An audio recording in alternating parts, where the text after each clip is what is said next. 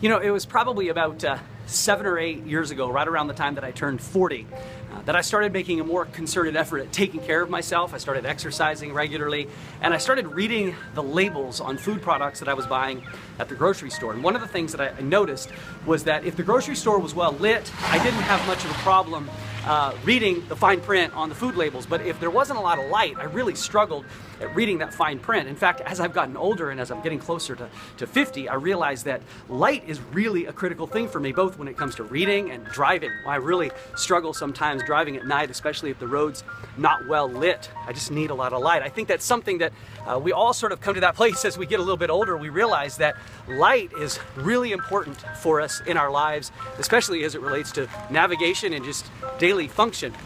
You know, there's a statement that Jesus made. It's recorded in the Gospel of John, which is a biography of Jesus in the New Testament of the Bible. And Jesus said, "I am the light of the world. Anyone who follows me will walk in the light and will never walk in the darkness." One of the things I think is interesting here is that Jesus basically tells us that there's two different ways that we can live our lives.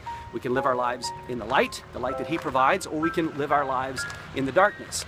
And when Jesus says that we will live our lives in the darkness or walk in the darkness, I think there's a couple of things that we can note from that. One is that when we're living a life that's in the dark, as I step right in here to the light, that's pretty nice, huh? When we walk in the dark, it's sometimes difficult to see a vision or a future for our lives. We often find ourselves bumping into things or struggling through life because of this darkness. It's just difficult to have a clear vision for where we ought to be headed and what we ought to be doing.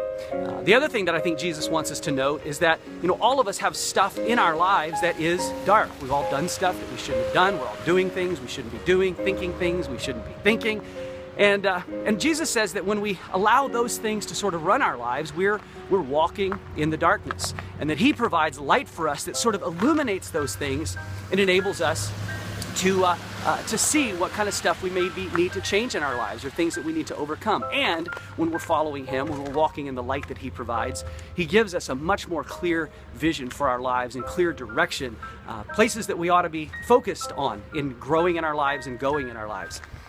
Hey, if this is a topic that's interesting at all to you, I'd love for you to come and join the conversation with us at Grasslands Church.